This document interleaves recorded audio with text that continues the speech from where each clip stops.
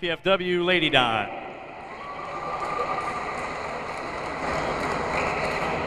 First, the starting lineup for the visiting Lady Greyhounds.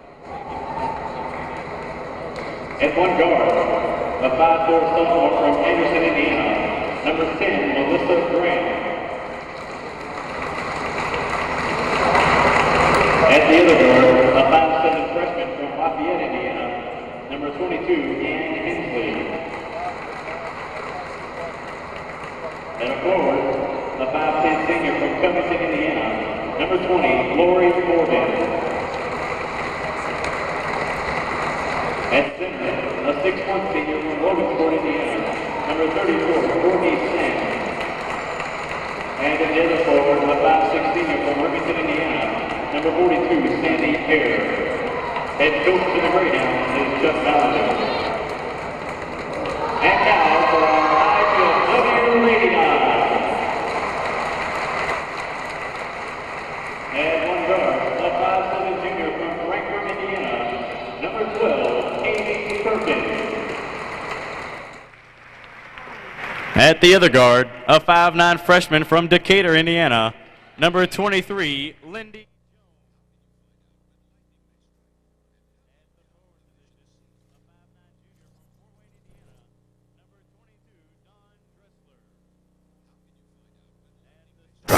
And how do you count the fish in the sea?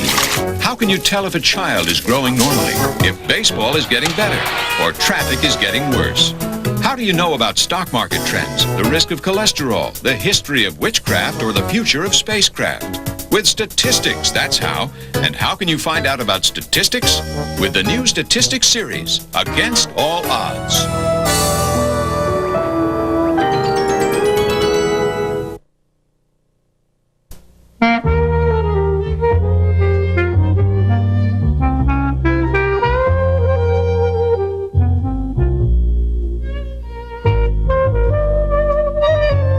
Turn to find help for an elderly person you love. Call the Elder Care Locator at 1-800-677-1116.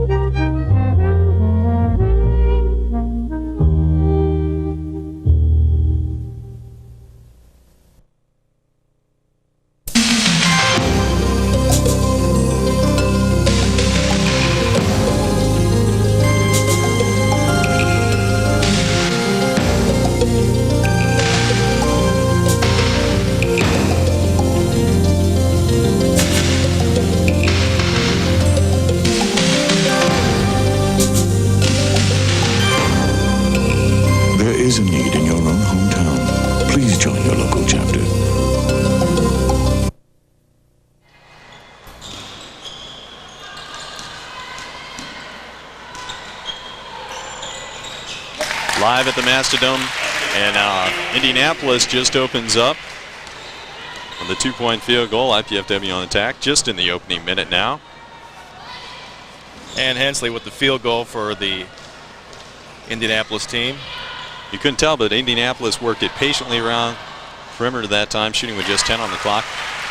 Dressler with the field goal. Dawn's the only returning starter from last year's IPFW team, who's missing, of course, the All-America Lisa Miller, who graduated and is now an assistant, and also Pam Edwards, who figured to be the key player this year.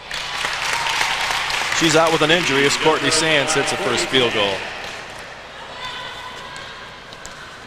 We said earlier in the pregame, Courtney Sands averaging 20 points a game.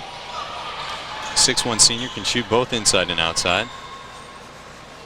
Both teams opening up in a man-to-man. Down low on the block now.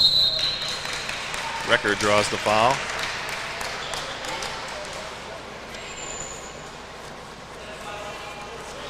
Fouls the number 20, Lori Morgan, her first, the team first. Kim Record will go to the line and shoot two. Record will shoot two. First foul on Indianapolis.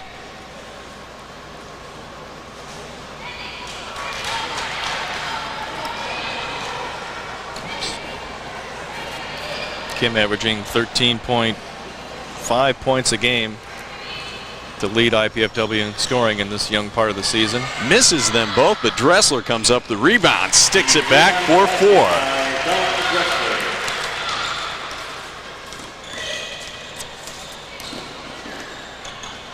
Now Indianapolis working it around. It's Ann Hensley, her first bucket of the game, three-pointer. She doesn't normally put them up, but she nails that one. Now 7-4 Indianapolis. Down on the attack. Amy Perkins now off to Dawn Dressler. Up top, that's a freshman, Lindy Jones, with a bucket. And it's 7-6 Indianapolis. Both teams starting out pretty well here tonight, Steve. Both seem to be getting into their offense. As we said before, IPFW will get the ball inside. Indianapolis can take the three-pointer and puts up a lot of them. Okay, Indianapolis now working it. Skip pass. That's Sandy Hare, who's just come back from an injury for Indianapolis. She doesn't have many points yet, but she's just now getting into her regular season form. Perkins out top. Now off to Michelle Conley. First turnover for IPFW. If you're just joining us, it's the first conference game of the year for both clubs. Indianapolis coming in at 4-1, IPFW at 3-5.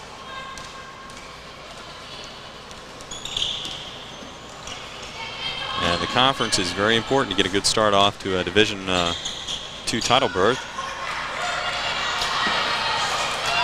Inside, that was Sands, couldn't get the putback to fall. IPFW breaking out quickly up the court now. That's Kim Recker inside, doesn't get it. Indianapolis now out on the break. Melissa Graham, three-point shooter, kicks it back out. 2 straight rebounds for the shortest person on the court, Amy Perkins.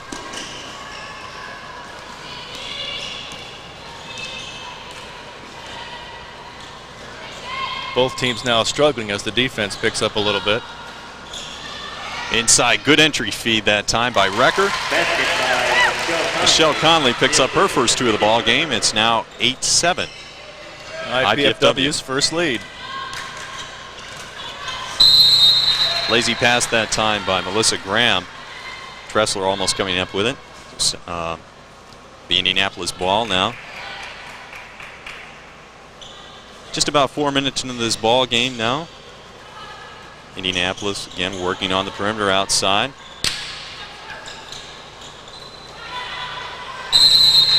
Hensley with a miss there. We're going to have a jump ball called, and that's going to go to IPFW now. Michelle Conley tying her up. As we mentioned, the Lady Dons depleted by injury and graduation. They're down to a 9-person roster. And stamina will be an interesting factor in this ball game. The Lady Dons have outscored their opponents in the first half this year, but although they've scored more than they do in the first half and the second half, their opponents have outscored them in the second half this season so far. Good shot fake by Lindy Jones, doesn't get the roll. Indianapolis now on the break. That's Hare with the ball. Now off to Sands, might have got away with a walk, takes it inside and gets a bucket in the foul.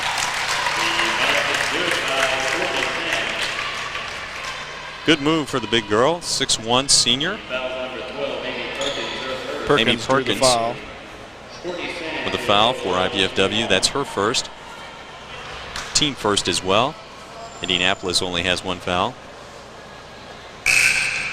In the game for the Lady Dons, number 35, Jenny Newhart. She remains 54, Kim And we mentioned Jenny Newhart. She's been strong of late, coming off the bench, averaging 13.8 points per game and 7 rebounds in the last 4 ball games as Lindy Jones runs that down.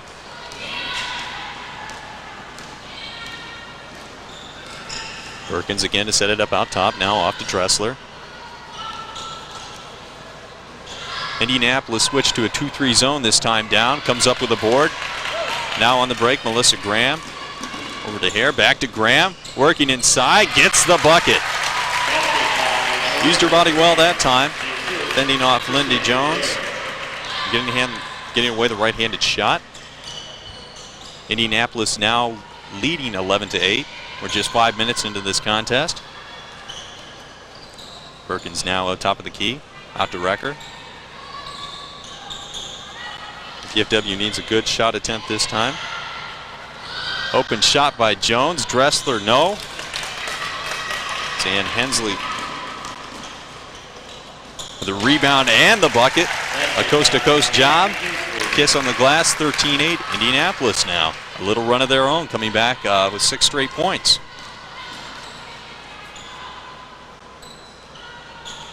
Out top now, Lindy Jones. Perkins down on the baseline, gets it to fall. That breaks a 6-0 run. It's now 13-10. Indianapolis, a fast-paced game, Steve. Back and forth. As we mentioned, the Indianapolis, the top shooting team in the conference. Another three-pointer for Ann Hensley. And they've hit 21 of 50 three-pointers for the year. Was that a 2? That was a 3, Steve. That's 16-10. IPFW works it inside. That was Jenny Newhart, the freshman. Michelle Conley with the putback there. 16-12 Indianapolis. Lindy Jones is going to be tagged for the foul there. Reach around. You're not going to get that call most of the time when you reach around across the body. That's her first, team second. So it'll be Indianapolis ball, half court. Anyway, three-point shooting could be a key factor tonight, as IPFW has only hit 3 of 12 shots all season, and Indianapolis is 21 of 50 from the three-point stripe. They've already hit a couple tonight, and the Lady Dons have been outshot 30. They've allowed 96 shots, and 30 have been completed from the three-point range. So there's a disparity there that they have to make up by playing good, solid interior defense and making the most of the shot opportunities they get. Well, Indianapolis sticks their big people out on the post a little higher, and from what we've seen with Sansa driving a nice score at the bucket there, both their bigger players are able to take the ball to the outside and either shoot the turnaround jumper. There's another 3. First for Melissa Graham. That's the 3rd of the game for Indianapolis, now 19-12. Just to finish that point, they can go inside, outside. They're big people. Yep. Very tough to defend. IPFW is going to take the timeout here. Indianapolis leading 19-12. Down at 1.87 now, have rattled off 11 points here. Right now, Ann Hensley has 10 points, 2 3-pointers for Indianapolis. For IPFW, balanced scoring. We have Dawn Dressler with 4 and Michelle Conley with 4 so far. No one's in foul trouble at this early stage of the ball game. Only 2 fouls called. The Lady Dons want to talk it over right now. The interior defense is working fairly well, but they're now surrendering the outside shot, and they've got going to have to maybe sacrifice some of their inside defense to take away those 3-pointers because Indianapolis keeps hitting them. Well, there are two schools of thought on that. You don't want to go to a zone with a team that can hit 3-pointers like that, yet you might have to double up somebody to have a chaser on one of the 3-point shooters. They're getting good shooting tonight from Hensley and Graham. Graham coming into the game, shooting 3-pointers at an alarming rate. She's not one of their leading scorers. She's, I think, only averaged about 8 points a ball game so far. Almost 50% from 3-point land, 16 to 33 coming in. Hensley, prior to the contest, was only 1 of 6 on 3-point attempts, and she's already nailed 2 tonight. Coming back to action now, it's going to be IPFW ball. Michelle Conley comes back in the ball game, and Kim Record takes a rest. Again, at this type of pace, you touched on it earlier, Steve, it's going to be tough for IPFW to sustain this pace with only 9 players. Lindy Jones inside, doesn't get to fall. Good work on the board by Melissa Graham. She's going to bring it up court now. No look pass to Hare. Hare's going to kick it back out. Graham now top of the key. Hensley inside to Sands. Rebound that time by Lori Morgan. Hare inside to Sands. Great pass by Hare. No help inside for the Lady Dons on that pass. The lob, if you play out in front, the lob will beat you if you don't get help inside. Oh, that was 2 seniors hooking up there. Sandy Hare, Courtney Sands. IPFW getting good shot attempts that time. Loose ball, Indianapolis comes out with it. Semi-fast break. Graham's going to pull it up now. Out to Sandy Hare on top. That shot was blocked by Dressler. And last touch by Indianapolis. Good defense on that trip down. IPFW ball trailing by 9. And Amy Hogan's going to come in the ball game. Also Kim Recker and Michelle Conley will be coming out, and Amy Perkins coming out. So now IPFW have a little better height advantage in there with Amy Hogan able to handle the ball as Lindy Jones moves to the point. Move perhaps to get more action off the boards. Courtney Sands right now with 5 rebounds for Indianapolis. That's Lindy Jones out on top.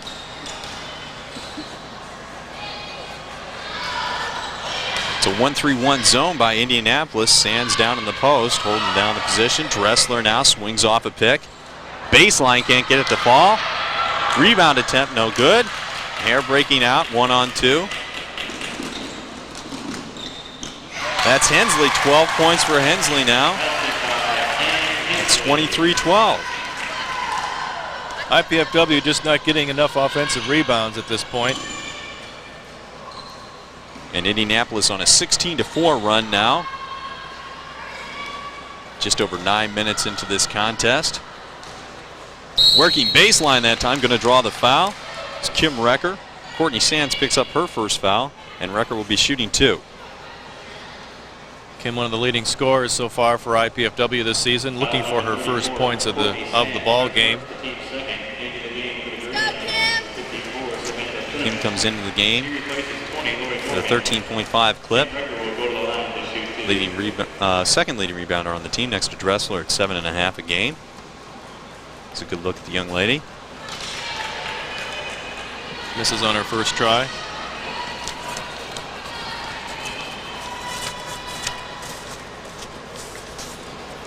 Nails the second.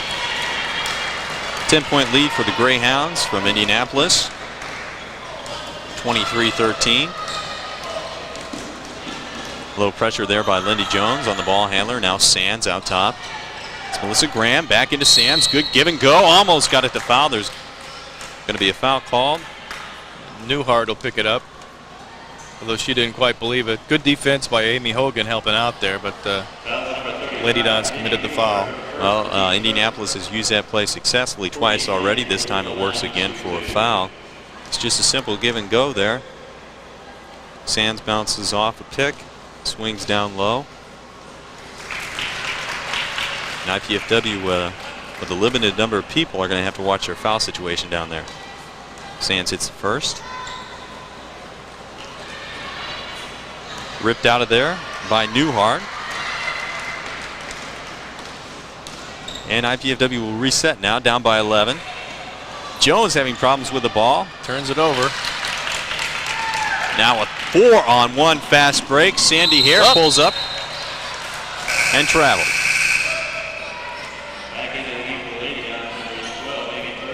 Indianapolis looks to transition, fast break transition whenever they can.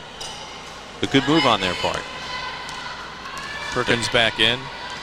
Lindy Jones will take a rest.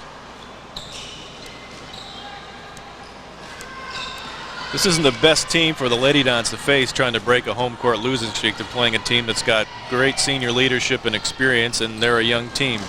And right now they're going to have to beat the team with either one-on moves or outside shots. That time Dressler gets the bucket to foul. That's 6 points for Dawn.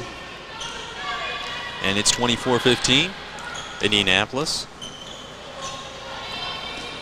on top. Dressler is the most experienced player on the IPFW roster, so they need good performances from her. Another turnover. A rare turnover for Indianapolis. I have them with 3 at this point in time.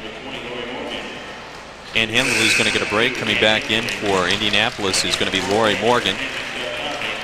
Hensley has 12 points to the 24. And Michelle Conley back in for Jenny Newhart. Back to the original starters except Amy Hogan, who's the team's lone senior. Right now IPFW having a problem with that zone defense. Sands knocks the ball away. IPFW ball. Well, the obvious problem with lack of outside shooting on IPFW, most teams are going to clog the middle on the Lady Dons, and they're going to have to work hard to get their inside shots.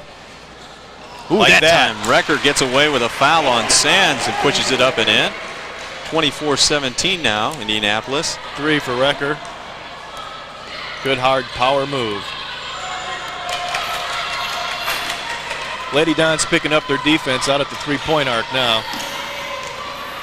That's Sandy Hare being dogged by Perkins.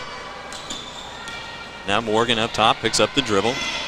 Over to Graham. They're working a high-low game. Now Morgan inside baseline, doesn't get it to fall. Ripped out of there by Dressler.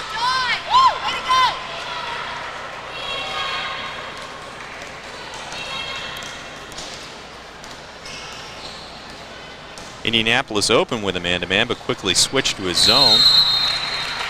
Good hustle that time by Sands of Indianapolis, knocked it away, but it will be IPFW's ball, trailing by 7.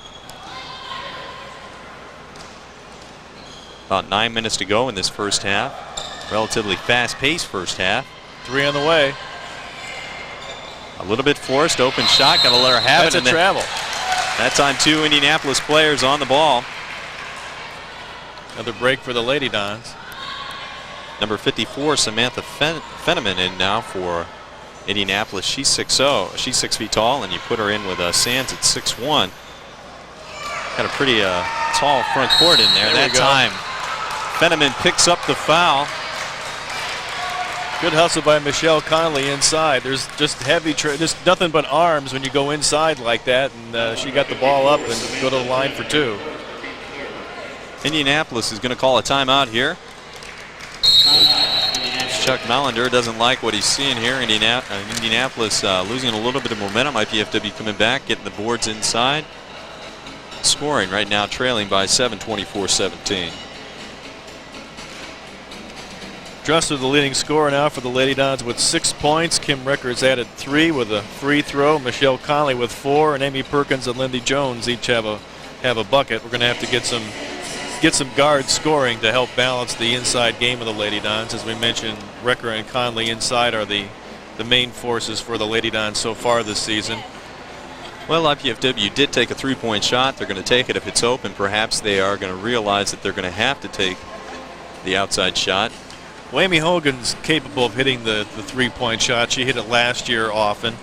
I'm not sure who else in the ball club really is good at taking the 3-point shot. Looking through the stats, if you don't shoot it. Yeah, that's just it. Michelle Conley's taken 4 and hit 2 3-pointers, and she's an inside player. Dressler and Jones have each taken a 3-point shot this year, and Amy Hogan, as I mentioned, she appears to be the main 3-point shooter, but she's only 1 of 5, now 1 of 6 so far this season. So basically the Lady Dons are going to have to get it done inside. Their scoring average so far this season is 66.5 points, while Indianapolis is scoring at 82.4 points. They lead the conference in scoring. As we mentioned, inside and outside team, an experienced team, and the Lady Dons are just up against a tough opponent tonight. We'll have to get that outside game going. Okay, Michelle Conley now at the line. 2 shots. Drops the first.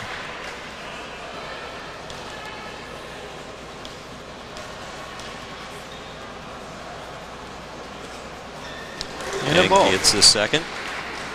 She now has 6 points on the evening, a 5-point contest. Indianapolis leading 24-19. Morgan now with the ball for Indianapolis inside the paint, blocked away by Dressler, but a foul committed down in the low post. Either on Conley or Recker. Michelle looks like she can't believe she got called, and it is on her. She picked up the foul. It was body contact that did it. It's her first. One thing this year, the Lady Dons cannot afford to get in foul trouble with only a 9-player bench. No one in foul trouble at this point. Relatively foul-free game. Samantha Fenneman misses the first. Looking for her first points tonight.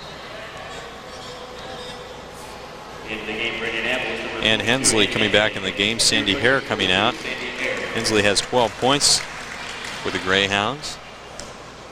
2 3-pointers. Fenneman eyes the second one, misses that one. Jones comes out of there with the rebound. And as much as the offense has struggled for IPFW down in the offensive end the last few minutes, there's a steal attempt. Hensley forces a shot, doesn't get to go. Morgan with a follow, doesn't get it. Nice blocked block inside. by Dressler. Her second. She comes out of there, and she's really doing the job down low. Once again, the Lady Dons catch a break, as they just threw away a pass and wound up getting not burned by it. Well, Lindy Jones did not play guard in high school. fine player at Belmont. She's getting a lot of the ball handling chores tonight. Oh, almost a walk there.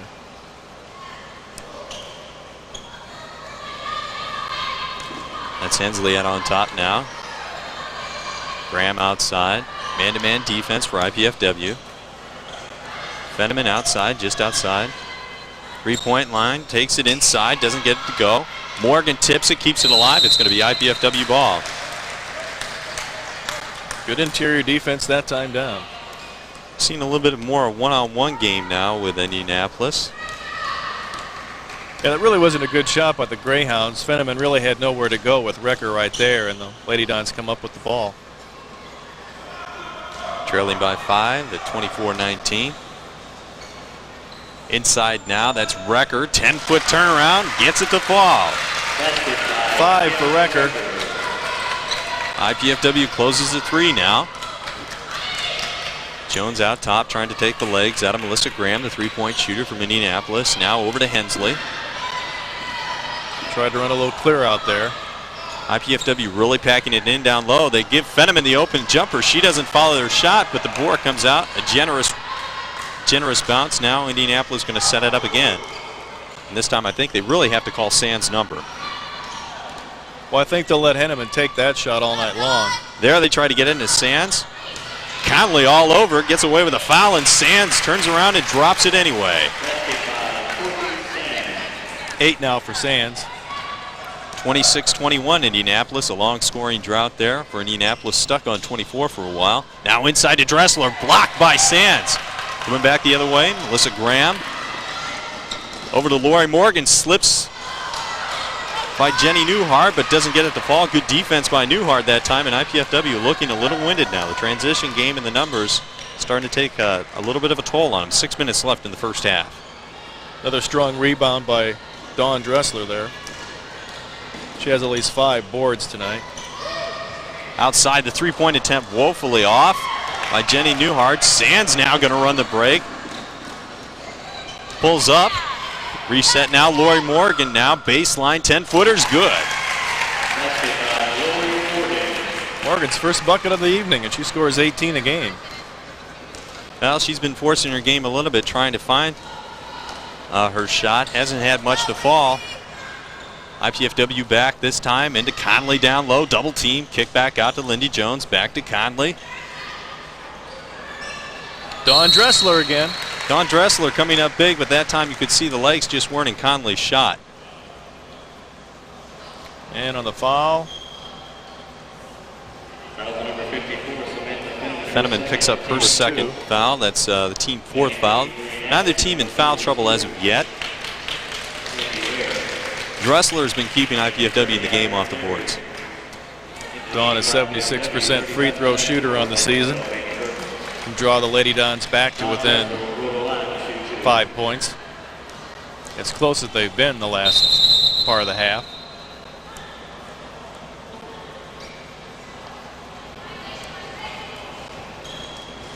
Nearly a lane violation. Players weren't in the proper order there. At one point in time, IPFW trailed 23-12. Dressler misses the first. Free throw shooting has not been that good tonight. Dawn's second miss.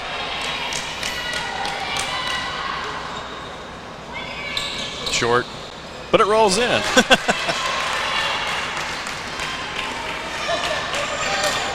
Slipped up an extra point up there for IPFW. I believe it's 28-22. Scoreboard reads 28-23. We'll have a check on that. Lindy Jones picks up the foul for IPFW. Another reach around foul, so she's picked up 2 silly fouls out in front court. Tired fouls. Lindy Jones has been pressuring the ball about 3/4 of the court. And handling the ball, handling chores outside as well. Now Indianapolis outside. Hensley looking down low. Indianapolis has taken out both of their big players. Sands and Fenneman are both out. That time one of the new players in, forces the ball. That was Irene Cleary.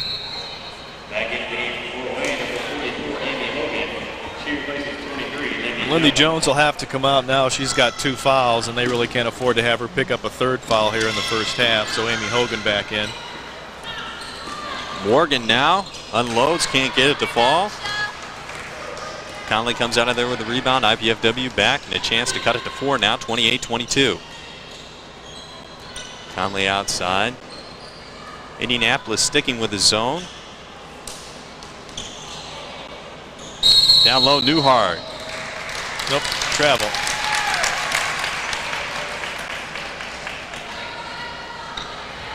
Lady Dons tried to work the ball just a little too quick there. There's a ferocious intensity on the zone by the Greyhounds. They have corrected the score, by the way, 28-22. Outside now, that's Clary just into the contest. Morgan down low, works the baseline, doesn't get it to fall, follows her shot, and kisses it off the glass for 2.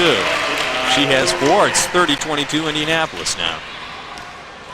Conley didn't block her out after that shot. Morgan again mentioned earlier, averaging 18 a game. Only 4 points, but she keeps shooting it, and they're going to start falling eventually for her. Good-looking ball player. Now Conley outside for IPFW. The Dressler. High offense set. Newhart takes the 3, air balls it, and Graham's going to come back the other way, middle of the court now. Morgan baseline. Back to Morgan from Hare inside. Pretty move inside. Doesn't get it to fall, and Dressler comes away with the board. Thought she stepped out of bounds going around the defense there, but Lady Dons get the ball back anyway. Right now it's just tough to get the ball inside.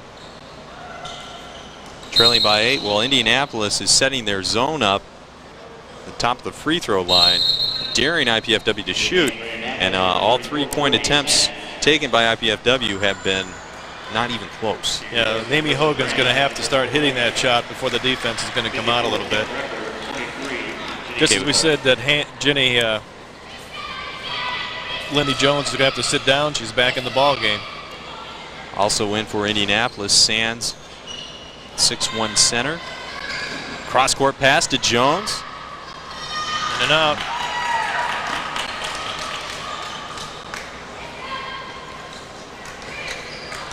There's 3 minutes left in the first half. 30-22 Indianapolis. Cleary out top to Morgan. This high offense, it's really important that the screens work for Indianapolis. They rely on that very much. Lindy Jones, ball and turnover. Nice defensive move by Kim Recker to get that ball back. Newhart off to Perkins, baseline 10-footers, good. Perkins' 4th point. 30-24 Indianapolis now.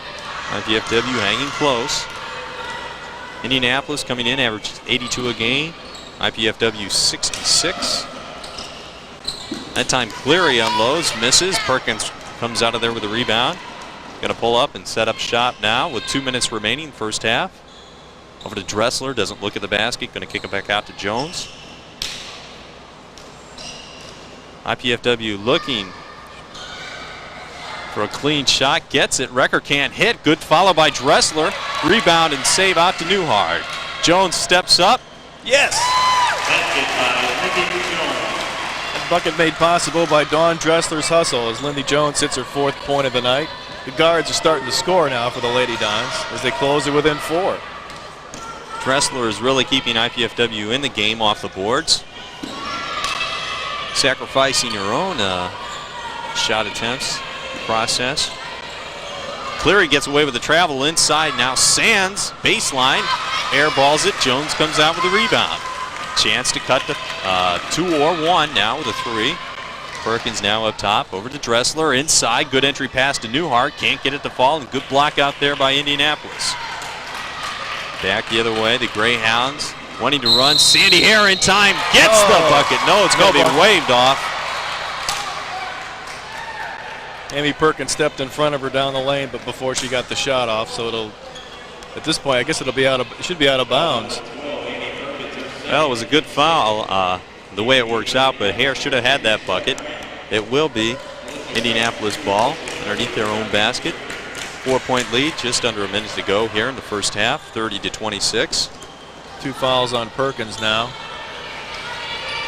Jones and Perkins, the primary ball handlers for Indianapolis, both have 2, and that time Melissa Graham nails the 3. That hurt. Been pretty silent thus far. 5-point swing in those last 2 possessions. Hare's going to be nailed for the foul on Indianapolis. No, they're going to give it to Melissa Graham. I think both of them got her. Melissa Graham, her first, team's 5th. Team foul number 5, so no one-on-one free throw opportunity. That time a little hit in the back there by Hare. Gets away with it. Fast break opportunity. Hensley cashes in. 14. 35-26. Again, 14 for Hensley now. 23 seconds here. IPFW might play for the last shot. Recker back out to Jones. She's going to fire and hits. 6 now for Jones. Dressler with a steal off the inbounds. 35-30. Good hustle. 6 seconds to go now. They don't realize it. Graham's got to put the shot up. Beats the buzzer, but it doesn't fall, and that's a good closing rush there by IPFW. 4 straight. Trailing by 5, 35-30. Well, great last second play by Dawn Dressler. Salvages what was going to be a disappointing end of the first half. The Lady Dons fell down by 7 points and got it back to 2 with a great play by Dawn Dressler, who's played well the whole half, scoring 11 points and at least 6 rebounds unofficially. We'll try and get those rebound stats at halftime. Indianapolis started out well. 1 point in time up by as many as 11. But has struggled now with the inside game. IPFW using the man-to-man, picking up the pace a little bit. I believe you're running down the leading scorers of the first half. We have Dawn Dressler with 11, Kim Recker 5, Michelle Conley with 6, Lindy Jones through in 6, Amy Perkins 4.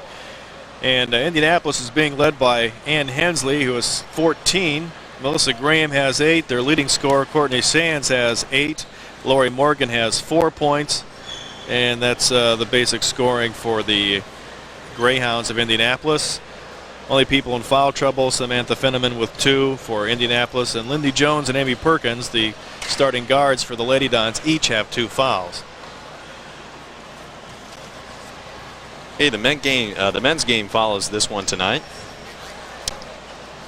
at tentatively scheduled for 8 o'clock, so you might want to stay tuned for that. We're going to take a break right now. We'll be right back.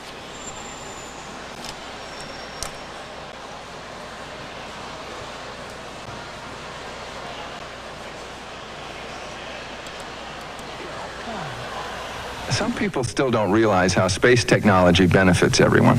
Well, you played a detective. Why don't you give him a clue and I'll be your helper? Okay, partner, look at this.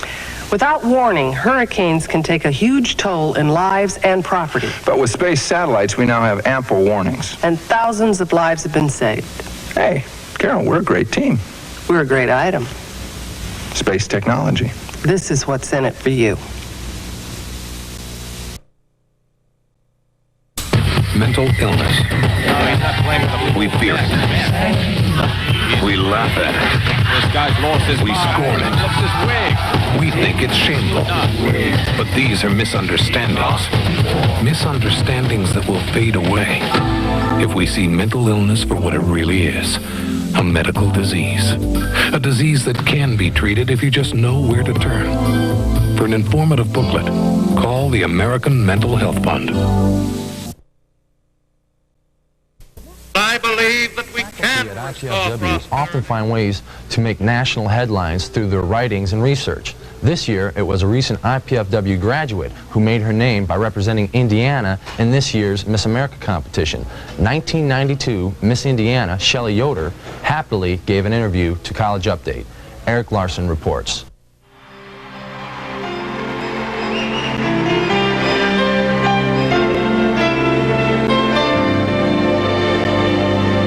This is the moment, this is the day, this is Hard work has paid off for Shelley Yoder. After being named first runner-up in last year's Miss Indiana contest, Yoder gave it another try and won this year's pageant in Michigan City. Then the IPFW graduate took off for Atlantic City and the Miss America pageant. Yoder turned in a dazzling performance and was named second runner-up. Shelley Yoder checked in with us this October at the Channel 6 studio. I just wanted to ask you a little bit about your schedule over the last year. I know you've been busy with the Miss Indiana and the Miss America. Tell us a little bit about that. Well, the summer after I became Miss Indiana was pretty much filled with preparing for Miss America, fine-tuning interviewing skills and getting the wardrobe, and also working vocally to be ready for the talent part of the competition. It was just more concentrated preparation, something that I had been doing for the past 5 years to get ready for Miss Indiana. It was just more concentrated to get ready for Miss America. And now I'm doing, when I came back, I'm doing more appearances as far as Miss Indiana, going to schools, different civic organizations, and also working with my platform, which is Rebound Bound. Was there any difference in the type of preparation for the Miss America? Definitely. When I got ready for Miss Indiana, I had been there before, so I knew what to expect, but preparing for Miss America is preparing for the unknown. You have no idea what to expect, and people try to tell you, but they can't because they never have experienced it. They say it's so exhausting, but you have no idea how exhausting. I mean, by the end of the 2 weeks, physically, my body just could not go anymore. I would just, I kept saying, please just let me sleep 1 more hour. We would get up, I would get up like at 5 o'clock and get ready. We would have to report to the convention center by 7 a.m. and we would rehearse nonstop until 10 p.m. and then we would be back into the hotel room by 11, and after that you'd have to unwind. So it was a very rigorous schedule. You were there 2 weeks altogether then? Mm-hmm. Yeah. What was it like? Everyone wonders that moment when you're all standing on stage and they're calling out the names. Well, I think the advantage for me was that they called my name first. So I never had that feeling of, what if they don't call my name? Because it happened so fast. Every time they did call my name first. So that was, a good thing for me, but it was also put a lot of pressure on me because I did have to start every segment of competition. Now, you were in the Miss Indiana 3 years? Right, this was my 3rd time. Okay, what was that like going back? Well, I think definitely practice does help and getting experience. The Miss Indiana pageant, it's very rare that someone goes in there one time and wins it because you learn so much. Every time you are there, you learn a little bit more about yourself, about the competition, and you can become a better competitor. And the thing that I think that was most advantageous for me was that it did give me a lot of experience to use all of that for the Miss America pageant, because you can only go to Miss America one time. So, the more practice you have and the more experience you have, I think you are more mature about the whole competition. You mentioned something about a project that you're working on, eating disorders. What's that called? Actually, for the Miss America program, what they do is they want the contestants to really focus on, well, as far as one part of the competition, to focus on their life outside of the pageant. So the contestants need to, write an essay on the things they've done outside of their work in the pageant. And over the past several years, I've been involved with a program that I implemented, Rebound Bound, and it works with eating disorder people and also with those who are associated with people suffering from an eating disorder. I had an eating disorder when I was 19, and I felt that if I could give anything back, it would just be, a shoulder to cry on, or a hand to hold through the experience for someone who's going through it, because it's very hard for someone who has no idea what the disease or what these disorders can do to someone. So it's hard for them as an outsider to understand someone who's going through it. But as someone who's gone through it, at least I can just say, yes, I understand, I've been there. And even today you were visiting someone at a hospital, correct?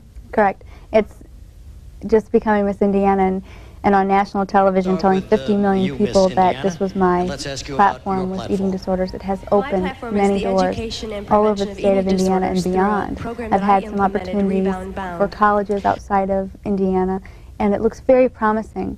And if I could ask for one thing, it would just be to increase the awareness and educate other people on the eating disorder, because many times people think that an eating disorder is is only, it only affects the, middle class or the upper class young woman who seems to have everything going for her.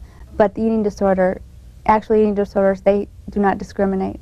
They don't know sex, they don't know age, they don't know racial background, they don't know ethnic background, they have no idea. But anybody can, really suffer from such a devastating thing such as this.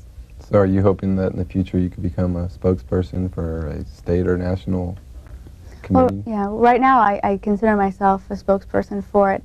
I just hope that it continues beyond 1 year. I hope that I can do something for these people suffering from it, at least, as long as I can, do this. But I do hope that it opens up many doors. So after June, is this one of your major plans? Do you have any other plans that you're looking at? Well, and after June, I'll probably go back to school and get my master's degree. The wonderful thing about the Miss America program is that it awards performance with scholarship money. And over the past summer, I've won $27,000 in scholarship money. And so I need to use this.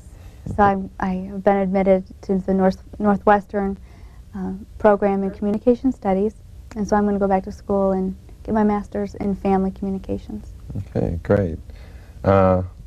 Question on a more personal nature.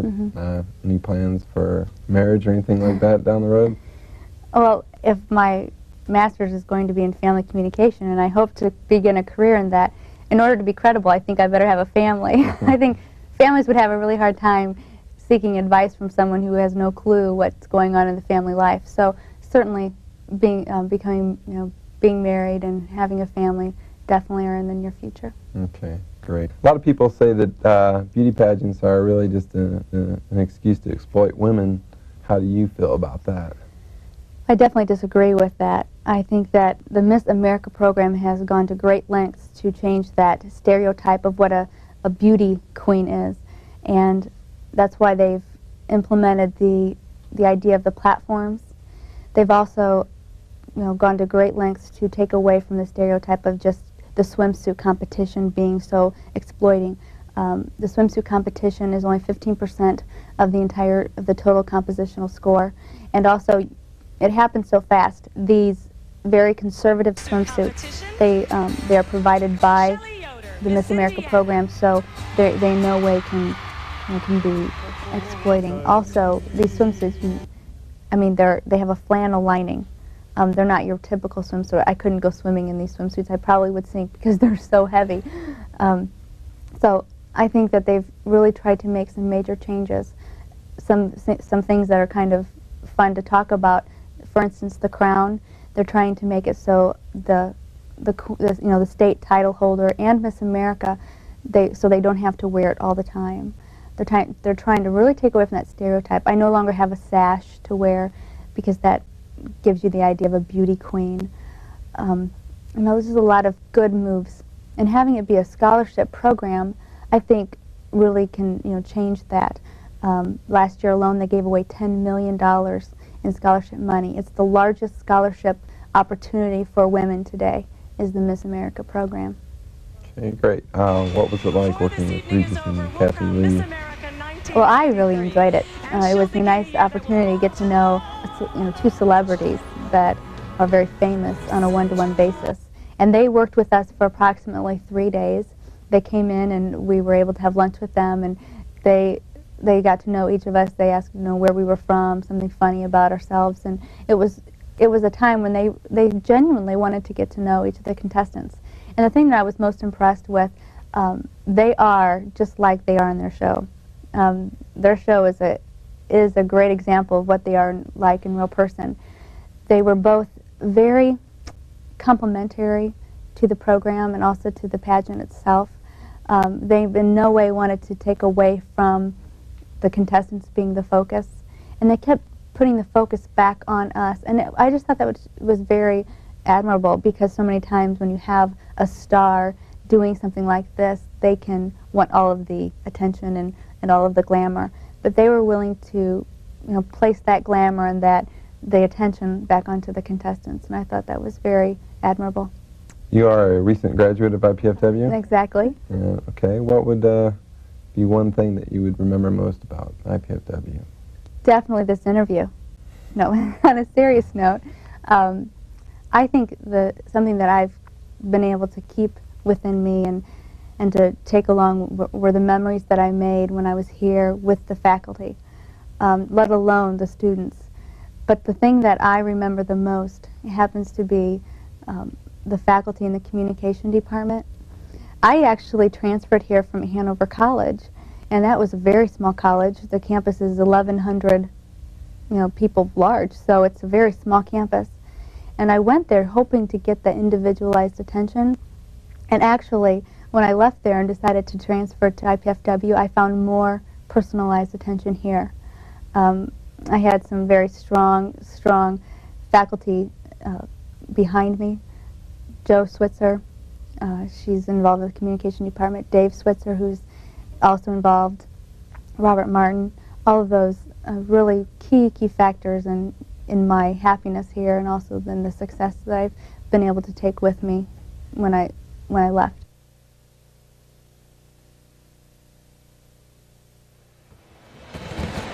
Back at the Mastodon for second half action. University of Indianapolis leading IPFW 35-30. We have some first half stats for you. Pretty much what we gave you. I gave Dawn Dressler an extra bucket. She's the leading scorer for the Lady Dons with 9 points. Kim Recker 5, Michelle Conley 6, Amy Perkins with 4, and Lindy Jones with 6. Courtney Sands has 11 points, the leading scorer for the Greyhounds, but tonight she's being upstaged by Ann Hensley, who's thrown in 14. Lori Morgan has 2, and Melissa Graham 8. Only 4 players have scored for the Greyhounds. Well, when you have the Sands duo and then Hensley outside, Hensley is 2 of 2 from three-point range. Indianapolis 4 of 5 on the game.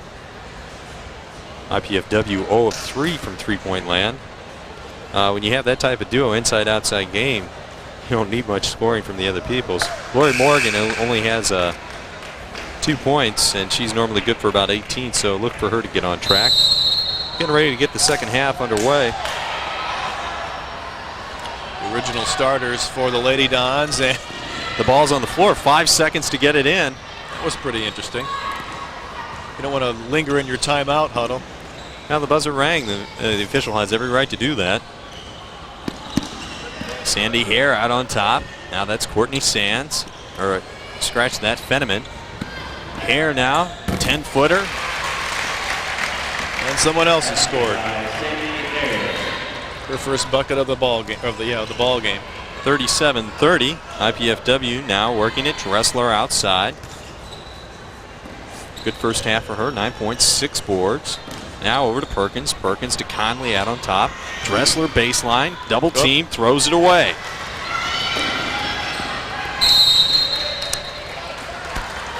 Dawn almost got it back. I think she saw a teammate inside and turned out it wasn't her teammate when she made that pass down low. 7th turnover for IPFW. Sands now out top.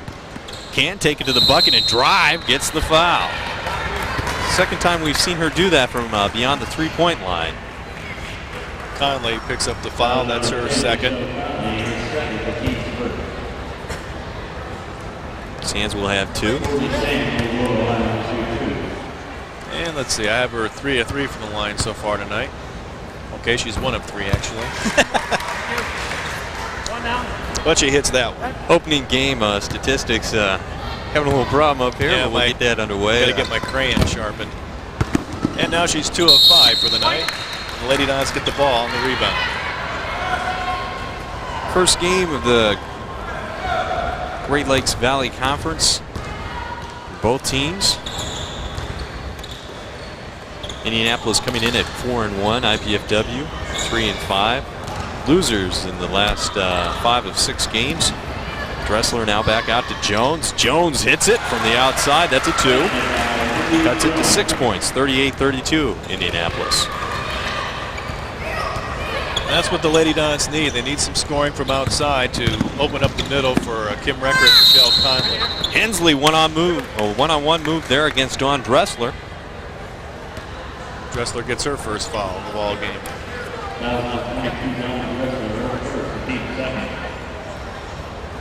And Hensley will go to the line with 2-2. Again, don't want to belabor a point here, but IPFW is going to take a timeout. You see the legs not quite as fresh already at the start of the second half. When the players start grabbing on the shorts there, they're looking to get a little extra charge. Okay, we're going to tell you about the College Cable Access Program Guide. It provides information about all our programming, including IPFW Sports Telecast. To receive your free Channel 6 program guide, send your name, address, and zip code to College Cable Access Center at IPFW, 2101 Coliseum Boulevard East, Fort Wayne, Indiana. The zip is 46805, 1499. Or you can always give us a call at 481-6582. I'm Paul Farbaugh, along with Steve Brelsford, welcoming you to the opening telecast of the Great Lakes Valley Conference basketball season. The Lady Dons against the Greyhounds of Indianapolis. The men's game coming up after this ball game is over. Both teams a little sluggish to start the second half. It was 35-30 after one, now 38-32.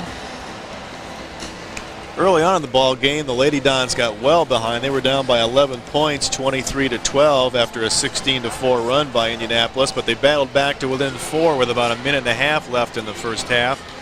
Then a couple turnovers put the Indianapolis back up by 7 points, and then a basket by Dawn Dressler on an inbound steal got the Lady Dons back to within 5. Now they're down by 7. IPFW only 40% shooting in the first half, 13 of 34.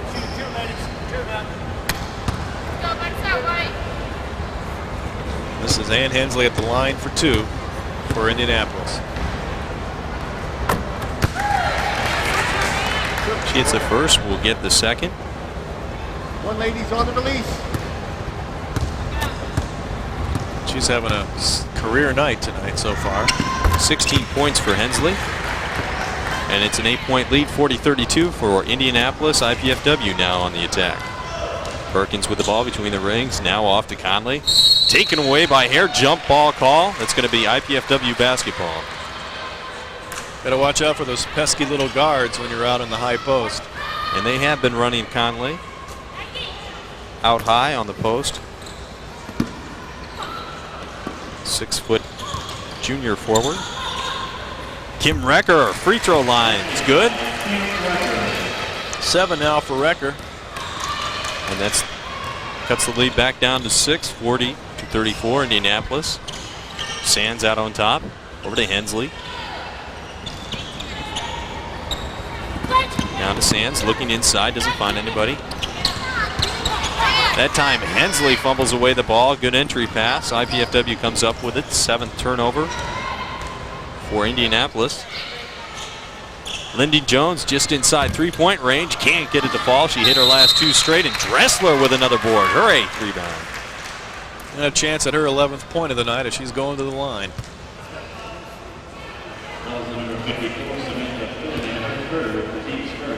Samantha Fenneman picking up her 3rd foul of the contest.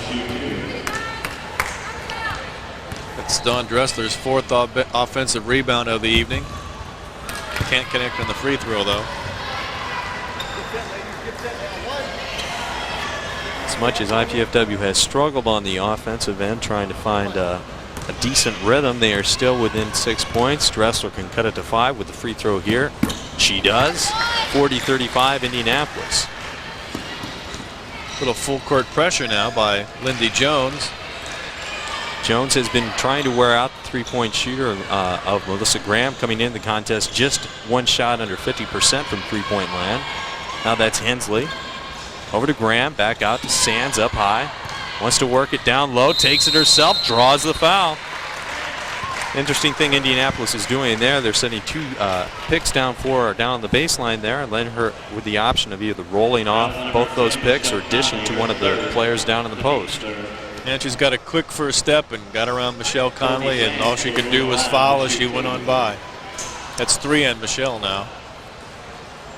And she's going to have to come out, and Jenny Newhart coming in for the Lady Dons. That hurts because Conley has been playing good interior defense for IPFW. This Courtney Sands, 2 of 5 from the line. He's trying to jinx her that time. She'll have 1 more.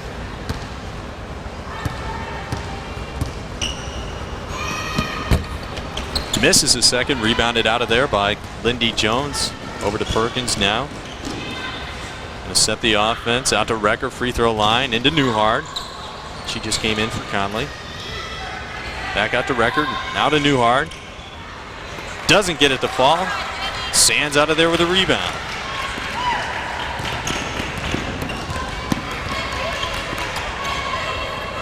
Man-to-man by IPFW. They've been in it the whole game. Out to Sands now. Wild shot attempt that time, and Sands tries to convert. Pulled out of there by Newhart. Dressler got the tap and gave it to Newhart. Good play by Dawn. She's been a force into the boards for the Lady Dons, both on the offensive end and the defensive end tonight. 41-35, Indianapolis. Lindy Jones driving baseline, puts it over Fenneman, doesn't get the fall. Dressler pulls down another board, her 10th. Yes! Turnaround baseline jumper, good for Dressler. 13 on the evening for Dressler. 12. 12. I tried to give her a few extra points. Sorry about that. Cuts the lead to 4 now. Indianapolis up 41-37. Sands down low. Doesn't get it to fall that time. Recker with the rebound. Over to Jones. IPFW with a chance to cut the lead to 2 or 1. As close as they've been since the start of the game. Perkins now up top. Driving baseline. There's going to be a foul that time on Lindy Jones. That is her 3rd, and that is a costly foul. Jones has to be careful now. Foul number 23, Lindy Jones, her 3rd. The team's 4th. That time they should have been looking for a good shot attempt that time. Shot a little rushed. Those 2 cheapy fouls Jones got out front early in the game. They come back to haunt the Lady Dons. That was a good foul there, hustling for the basketball. The other 2 she committed earlier were just fouls you really shouldn't bother with, just reaching around out front like that. Now this is Graham out high to Sands. Back to Graham. Sands is going to slip down low. Little 2-man game. Melissa Graham, 10 points for Graham now. 43-37. Just 5 minutes into the second half now. IPFW on the attack. Jones inside to Recker. Gets her own board, follows that time, but there could be an offensive foul. No, it goes the other way. A bad call there by the official. We'll take it though. She leaned in pretty good on Sands. Sands was set. They're calling the foul on Hare. I'm not sure what Hare was. What that foul was all about. Looked like she clearly made contact with Sands on the shot, but it's good. Any matter, the bucket does count, and 3-point attempt completed. 43-40 now. Indianapolis, closest IPFW has been since the opening of the contest.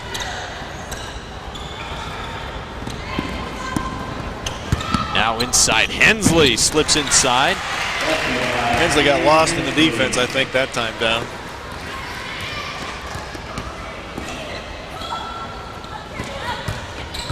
Inside now, Newhart kicks it back out. Dressler, 15-footer, no good. Ripped out of there by Melissa Graham. Up ahead to Hare. She tips it, great tip. To Hensley, completes the lay-in.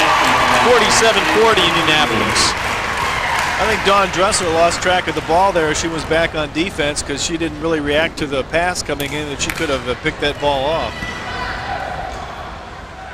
IPFW now working it around. Perkins down low. Dressler baseline, doesn't get to the ball. Newhart working hard, gets the rebound. The put back, no good. Bodies all over the floor. That time going to be a foul on Recker.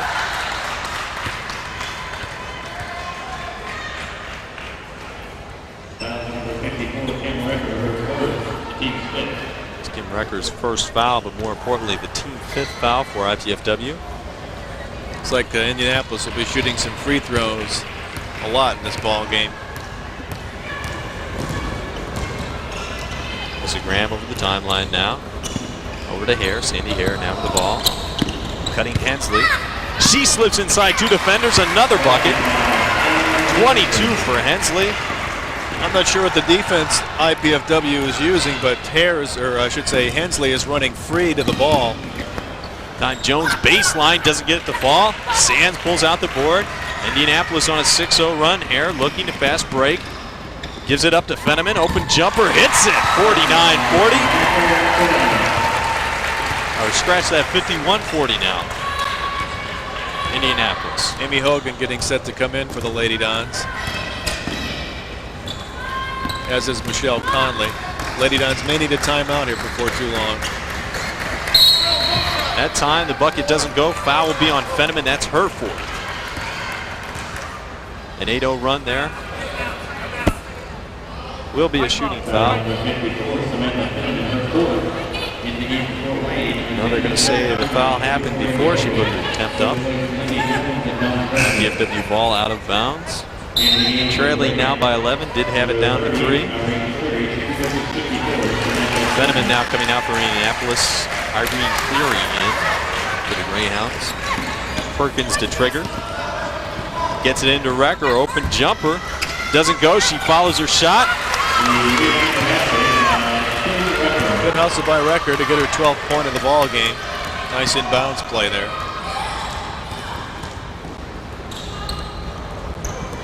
(51-42). Indianapolis now running a little motion off the top of the key.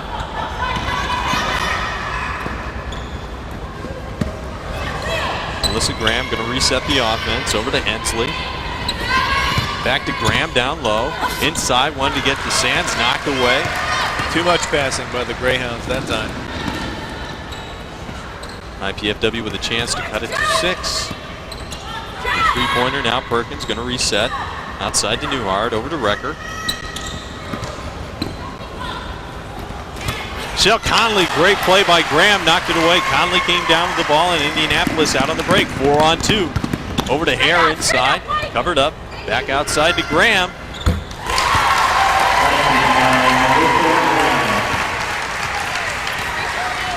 And the Lady Dons back to trailing by 11. Indianapolis has used the fast break transition well.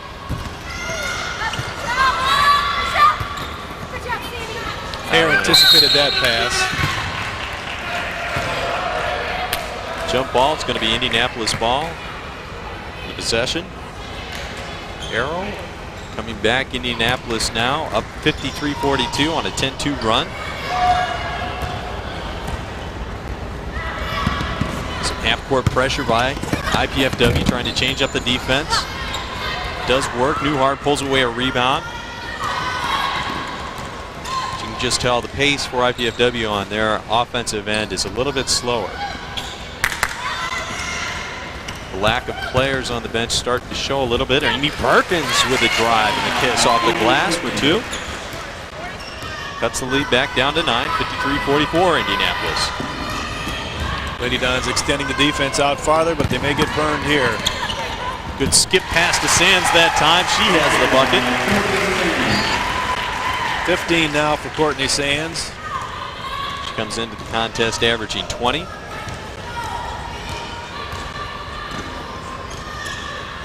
IPFW now setting up.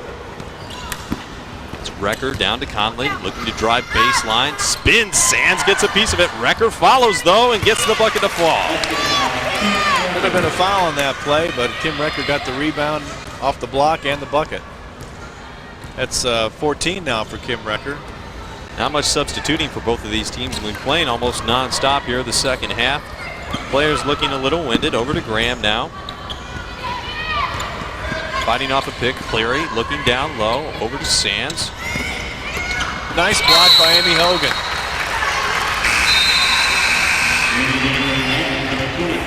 And they'll bring Dawn Dressler and Lindy Jones back in the ball game. Michelle Conley and Amy Perkins will come out. That time Indianapolis running a little curl. Hogan was behind the play.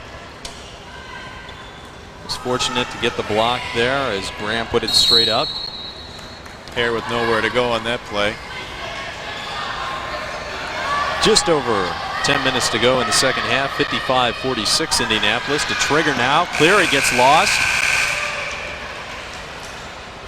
Shot just beat the clock. First time the clock has come into play tonight. That's Newhart out on the free throw line to Jones. Dressler, good entry past him. She's hammered. Newhart inside, and she was fouled a couple times. She was harassed by hair.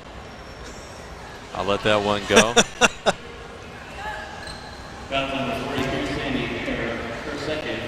We're hoping that those puns will get better as the season goes along. Bad entry pass that time by Newhart, ripped away. New player in for Indianapolis. It's Aaron Duncan. Graham. Oh, man. That one hurts. Graham is only 5'4", getting loose inside for a rebound. And the Greyhounds back up by 11. A good ball player. Dressler that time, and Indianapolis is tired. Both teams are tired right now. Graham that time turned her head, as did Aaron Duncan, and Coach Chuck Melander is going to take a timeout here. 9:21 to go in the second half. It is 57-48. Indianapolis over IPFW. And a well-needed timeout for both teams.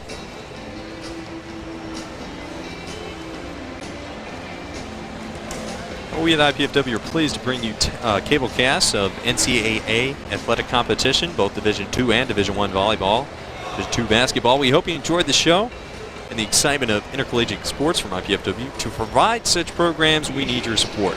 With the help of many volunteers, we are able to produce these programs at a relatively low cost. Your contribution will help defray the production costs not covered by the Channel 6 budget. The College Cable Access Center invites you to invest in quality college programming by sending your contribution to, you see on your screen there, College Cable Access Center at IPFW. That's 2101 Coliseum Boulevard East, Fort Wayne, Indiana. And the zip is 46805, 1499. Please make your check out to the Indiana Purdue Foundation at Fort Wayne and designated for College Cable Access Athletics.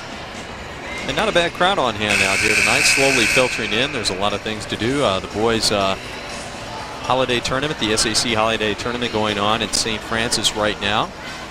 The girls' tournament was held earlier today. Of course, we have the 7-0 IPFW Mastodons coming on after this ball game. Okay, both teams ready to reset here and get going again. You face 24 Aaron Duncan in for the Greyhounds. And she makes a bad pass right off. Good play by Lindy Jones to make the steal. Inside now, Dressler with a pass knocked away. That time Dressler stays after it. That'll be a IPFW jump ball. ball. IPFW's ball on the possession arrow. That time just good hustle by Dressler. Didn't give up the opportunity there with a good double team. Dawn has 14 points tonight plus 7 rebounds. Jones outside, that's a three, and it's good. First three-pointer of the game brings a little smile from Jones' face. She thought she got fouled. Cuts it to 6, 57-51 now. IPFW hanging close. Very good sign for the Lady Dons if Lindy can hit the three-point shot. Jones has 3 fouls. Has not been looking for her shot all that much. Has been handling the ball up top. That time Indianapolis misses only their second three-point attempt. The evening, 4 of 6. There's a foul.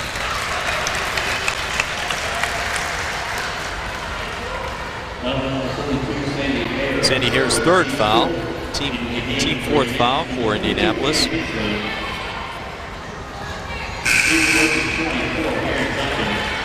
Lori Morgan. Steve. Lori Morgan coming back in the game. 18-point score, has not played in the second half at all. Perhaps a message being sent. Took a lot of wild shots in the first half. Only 1 of 11.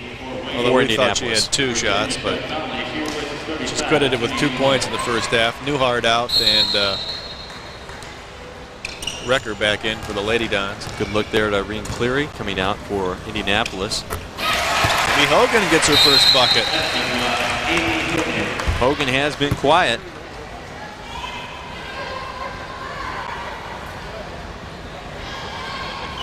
Lady Dons back within 4. Did have the lead down to 43-40 at one point early in the second half. Indianapolis went on a 10-2 run though. Hensley now out top to Sands. Down low, Morgan. Morgan's a good freelancer, but shovel the feet that time with the turnover. She has struggled tonight.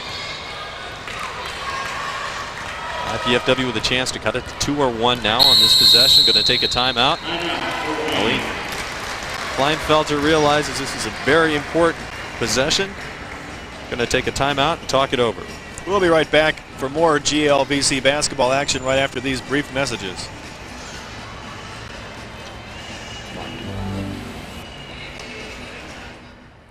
I believe that we can restore prosperity. For over 40 years, the primary responsibility for shaping America's economic policies rested with the office of the president. To learn how these decisions are made and how they affect you, enroll in the Economics USA telecourse. It's an education for life.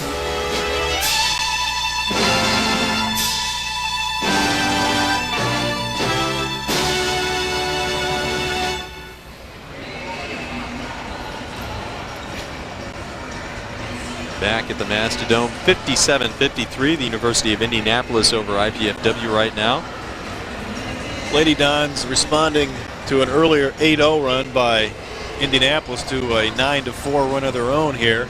They have the basketball, they're down by 4 points, and there's 7:48 left in the ball game. Don't believe that score. It's 57-53. IPFW's ball. Chance to cut. The 2 or 1, that would be as close as IPFW has been the entire game. Lady Dons led only once in this ball game at 8-7. Here we go. Lindy Jones, 3-point attempt, no good. She follows, but Sands comes out of there with a rebound. Fast break opportunity for the Greyhounds. Good transition defense that time by IPFW, and Morgan with her second straight turnover. She has really had some problems tonight. I wonder if they called that timeout so Lindy Jones could take a 3 after about 5 seconds of possession there. That kind of puzzles me. No, I think that was a called play. Jones had just hit a 3-pointer moments earlier. Followed her shot, didn't get it to fall though. This time, good patience by IPFW, knocked away by Graham. Jones outside to Dressler. Swing pass for 3-pointer, no attempt. Good rebounding position by the Lady Dons there. Boy, Jones got hung in the air that time. You jump, you have to know what you're going to do with the ball. Another turnover for IPFW. This time Indianapolis swings it down inside to Sands, and she gets that bucket off the glass. Well, it seems that any time Indianapolis really needs a bucket, they go to Sands, they go to Hensley. Sands is a good option down low. Dressler now from the corner. That's a 2-pointer, no good. Tired legs on that shot. That ball will go over to the Indianapolis Greyhounds on the alternating possession. The way Indianapolis is backing it inside, IPFW is going to have to hit the 3-point shot or the long jumpers if they're going to win this game. Trailing now by 6, Indianapolis ball 59-53. Melissa Graham bringing it up for the Greyhounds. Has Hogan on her hip. Over to Morgan. She does not turn the ball over this time. Back to Hensley. Got to run a little clock now. 10 on the clock to Morgan now inside. Nice move. Right-handed layup is good. 61-53. Morgan has 4 on the night.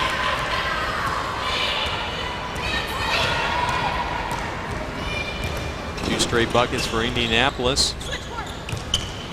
It seems like anytime IPFW gets close, Indianapolis responds. That time a turnover. Michelle Conley is going to come out.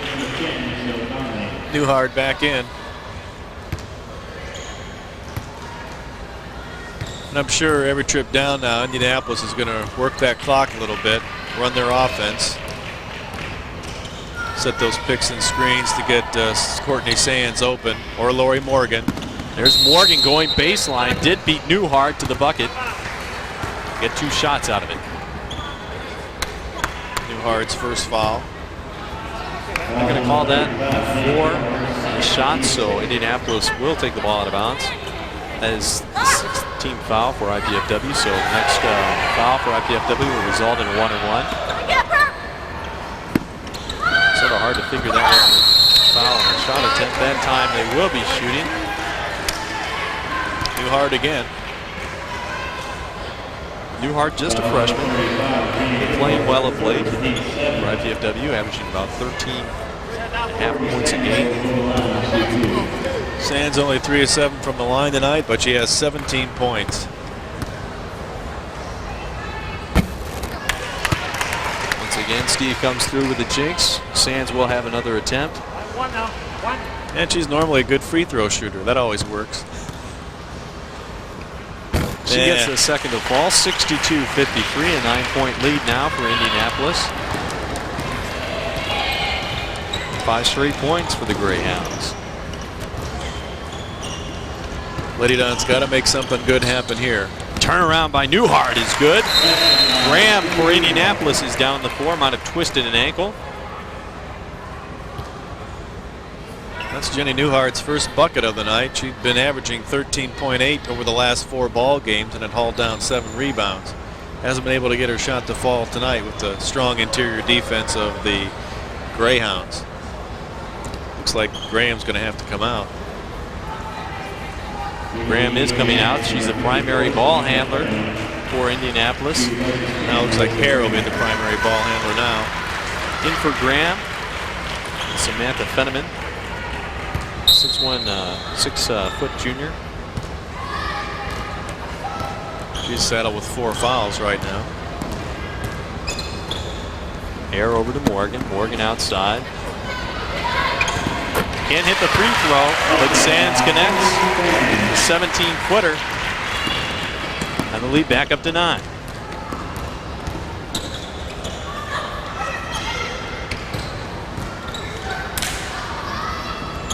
Newhart out top, could have drawn the foul. Perkins now, the open J. Hare comes out of there with a board. There's a rebound Dressler couldn't get to. Hensley now. Inside to Morgan. That time a bad pass by Hensley results in another turnover. IPFW now down by 9, has to make most of each opportunity. Driving baseline record, doesn't get the shot to fall. Through the foul, she'll be on the line for 2. Morgan on the foul. Kim Recker with 14 points on the night so far. She goes to the free throw stripe. 2 of 3 from the line. Check. Back in 1 of 4. Back in for IPFW is Lindy Jones.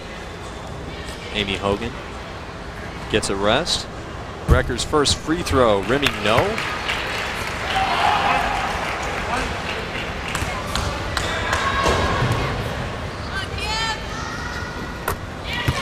Gets the second to fall. It's an 8-point lead for Indianapolis now, 64-56. Just over 4 minutes remaining here in the second half. Indianapolis has been up most of the way. Has stayed up by mainly 5 or 6 points throughout the second half. That time knocked out of bounds by IPFW. 12 on the shot clock. Indianapolis leading by 8.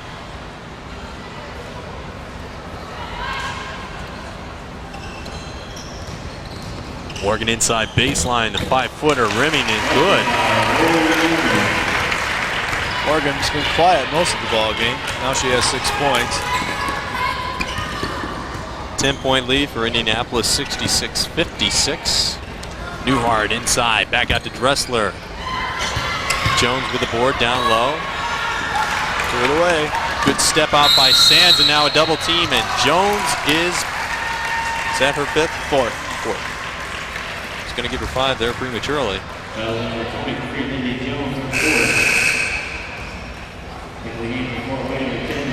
Jones is coming out right now. Going to the line for Indianapolis. I'll be in the 1-on-1 the rest of the way. It's going to be Courtney Sands. She now has 20 points. Ann Hensley 22 for the Greyhounds. No good. Dressler comes out of there with yet another rebound. IPFW with a chance here to cut the lead back down to single digits. Perkins working out top. Over to Dressler. Now Recker outside the three-point line. Down to Dressler. Nice reverse spin move there. Gets the bucket to go. Cuts the lead down to 8. 66-58. Good pressure by IPFW. Perkins with a denial, but Morgan gets the ball. Perkins comes in with the steal. That will be IPFW ball. Great hustle there that time by Perkins. Just when you think the Lady Dons may be breathing their last gasp, they come right back into the ball game. Dressler looking to trigger into Conley. Risky pass there. These guards for the Greyhounds are just all over the court. Of course, they've got speed and on their side. They've got fresher legs because the roster is a little bigger, and the Greyhounds can afford to substitute more. The Greyhounds, yeah, have been using primarily only 8 players, though, with Hensley and Sands doing most of the damage. That falls. You can call it the shooter's roll or luck, but that time Conley gets the bucket to fall, cuts the lead down to 6, 66-60 here, almost walks, pulls up. That time the defense ran by her and she took the open jumper. And that shot hurts. IPFW was back on defense. Now 68-60. That time blocked by Sands. Great attempt. Does get back in bounds for the rebound.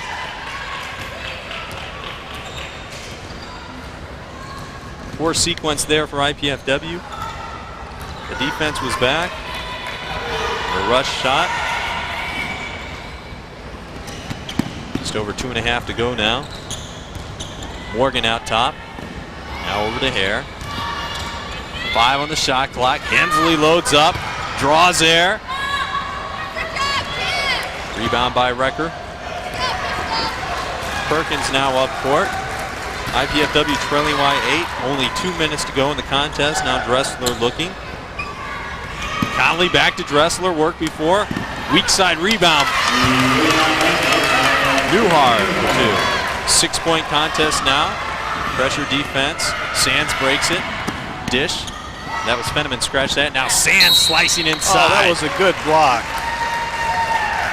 Now that was a bad call. Michelle just tapped the ball as she went by, and they must have called her for a body or something.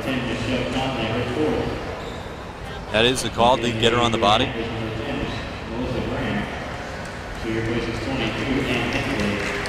That puts Sands at the line. She's had her problems tonight.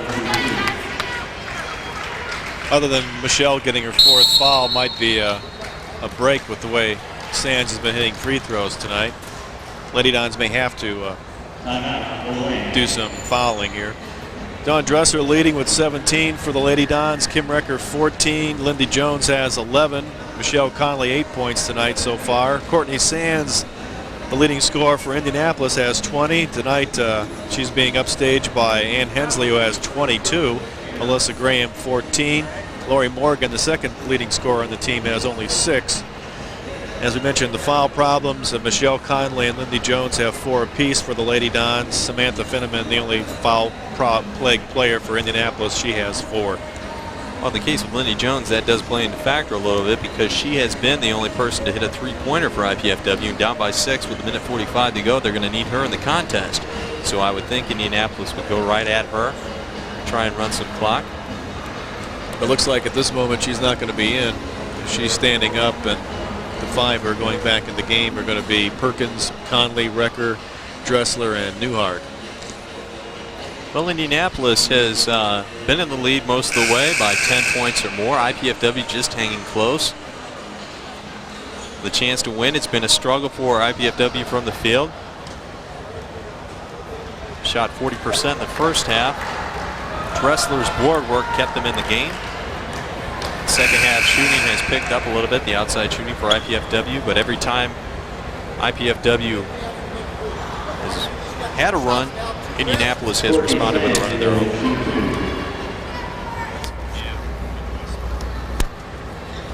Sands now 2 shots.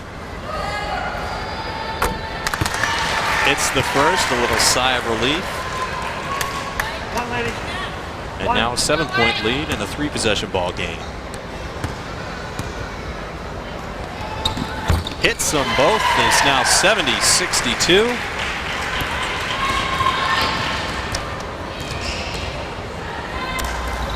Dressler now over to Conley.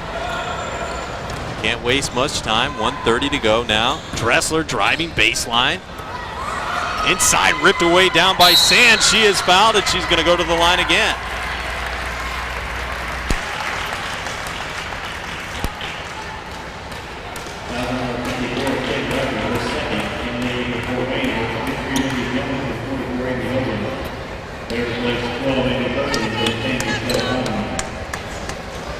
Sands back on the line for two.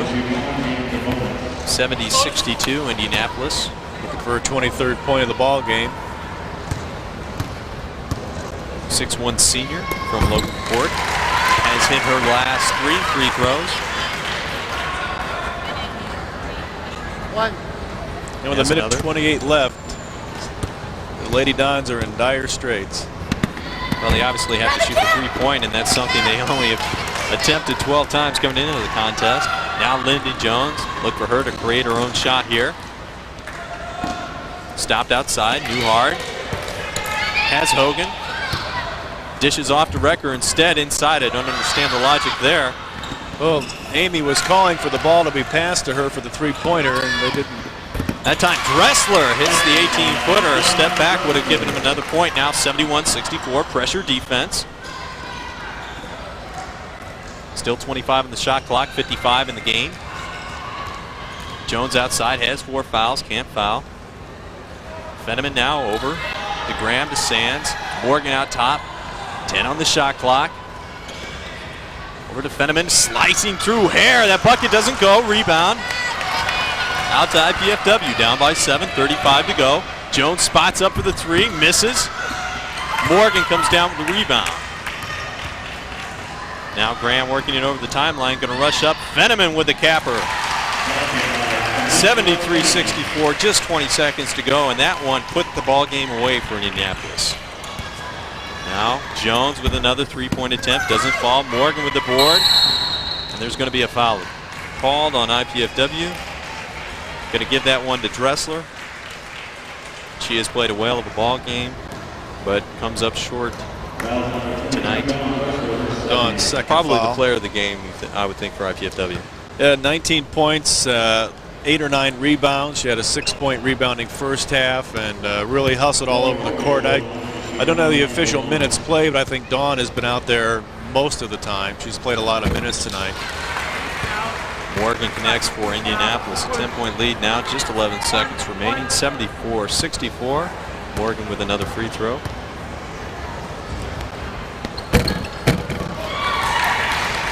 .point lead now, IPFW. Time for one last shot. Or maybe not. Well, the score, the final margin is going to be 11 points here. If we don't get a foul, it's really been a hard game for Indianapolis. A foul that time on Newhart with 2 seconds remaining. A hard game for Indianapolis, up by 10, 12 points most of the first half. The second half, IPFW would make a run here or there, cut it down to 3 points, 43-40, and then back to 4, 57-53. But a couple costly turnovers and a 5-0 run by Indianapolis pretty much put this game away. It's now 75-64. A timeout called. Just 2 seconds remaining in this contest. Right after this game, it'll be in good hands for the IPFW men's basketball game.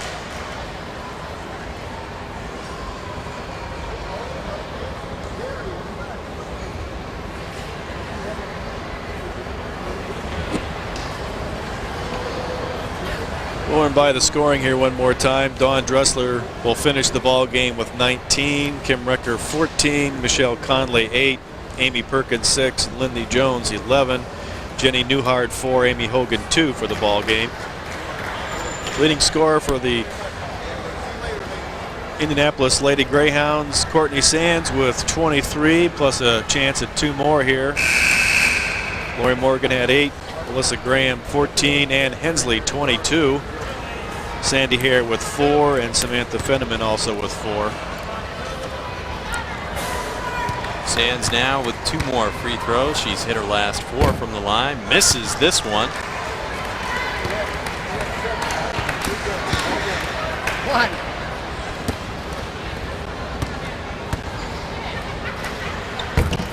It's the second. That's going to be the final margin, 76-64. Indianapolis a winner. First conference game loss for IPFW. We're going to come right back, run down the stats one more time, and maybe see if we can get to talk to Dawn Dress. We'll be back after this. A lot of my friends have already retired. But I wasn't ready for that. So I'm still teaching. This time in Belize, Central America. I decided to join the Peace Corps. I love my kids. And the way I figure it, I have the rest of my life to play cards. Peace Corps, the toughest job you'll ever love. My hero? Isaiah Thomas, Kevin Costner, Mr. Wong.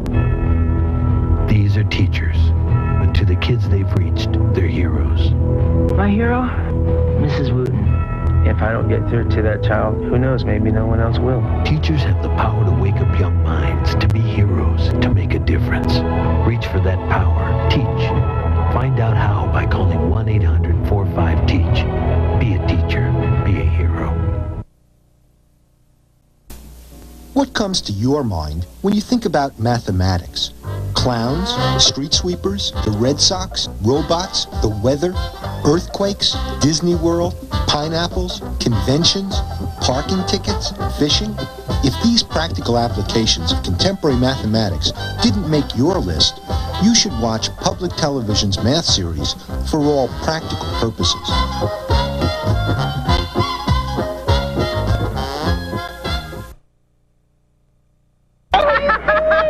You made it! Hey, I couldn't have gotten through physics without you. Yeah, well, you're on your own at college. It's not fair. That's all right. I'm gonna get a job, I'm gonna start working, I'm gonna save, and I'll be in college in another year or 2. So, what do you have planned, Mike? I think I'm gonna go home and make a sandwich. Support the United Negro College Fund. A mind is a terrible thing to waste.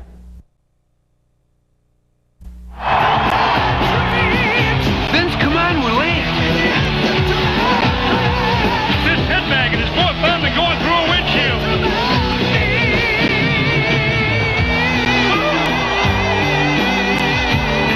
Good night from Iron Maiden. Drive home safe. Remember to strap yourselves in with your safety belts. You don't want to end up like Eddie.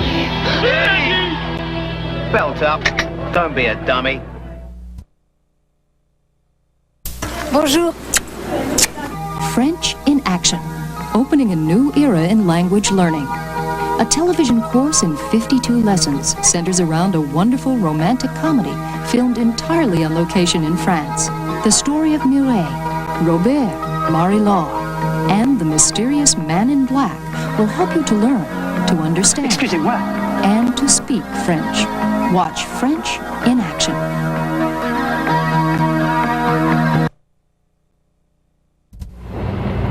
After dating the guy forever, you think I could tell him anything.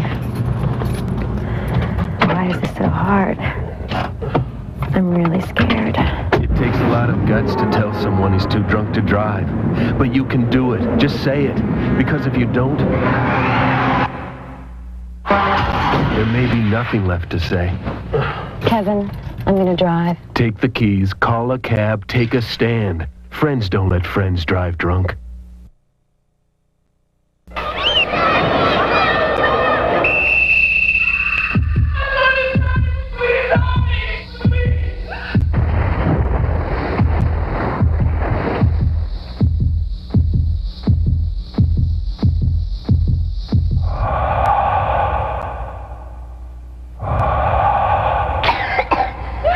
This is just one of the many parts you can play as a young Red Cross volunteer. Volunteer and play your part. Talk about unusual. How often do you see transparent televisions? Americans have more money to spend on leisure activities than ever before. When possible, children should trick or treat during daylight hours and be accompanied by at least one adult. A boat, archaeologists believe, is from the time Jesus and his disciples fished on the Galilee. For best results, fertilize your lawn when it is actively growing. Many people suffer from allergies. Few understand them.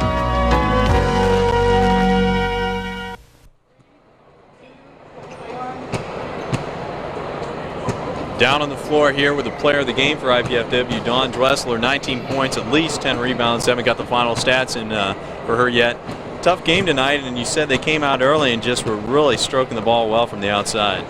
Yeah, they popped up a couple threes there and got us down early. And we tried coming back, but just wasn't enough. Yeah, it seemed that they made a run any time that IPFW come back with a run, got it down to 4 points late in the second half. But what were they doing offensively out there that was tough to defense for IPFW? Just running their offense. I mean, we practiced against it all week, and they just ran their offense, and got the good shot. Okay, now IPFW 0-1 here. Where do you go from here? The next game coming up soon. You got to regroup. What does this team need to do to rebound? We're just going to take one game at a time. That's what our coach says. So just keep our heads up, take one game at a time. Hopefully we can come back. Okay, Dawn Dressler, the Dandy Dawn player of the game, 76-64 loss for IPFW. First loss in the conference game, a great effort for Dressler, 19 points, at least 10 rebounds. Coming up the men's game right after this. We at IPFW are pleased to be able to bring you cable casts of NCAA athletic competition. We hope you've enjoyed the show and the excitement of intercollegiate sports from IPFW. To provide such programs, we need your support. With the help of many volunteers, we're able to produce these programs at a relatively low cost. Your contribution will help defray the production costs not covered by the Channel 6 budget. The College Cable Access Center invites you to invest in quality college programming by sending your contribution to College Cable Access Center at IPFW, 2101 Coliseum Boulevard East, Fort Wayne, Indiana, 46805-1499. Please make your check out to the Indiana-Purdue Foundation at Fort Wayne and designate it for College Cable Access Athletics.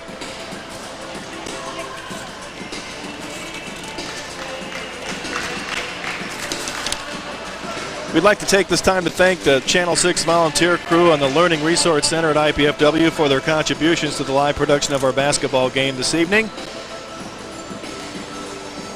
The telecast of this IPFW sporting event is copyrighted and the sole property of the College Cable Access Center and IPFW.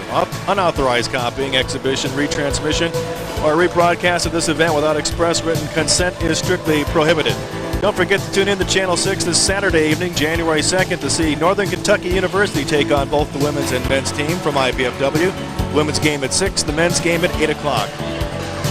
And stay tuned for, of course, the men's basketball game coming up next. The IPFW Mastodons 7-0. We'll see you Saturday back here for the Lady Dons next game.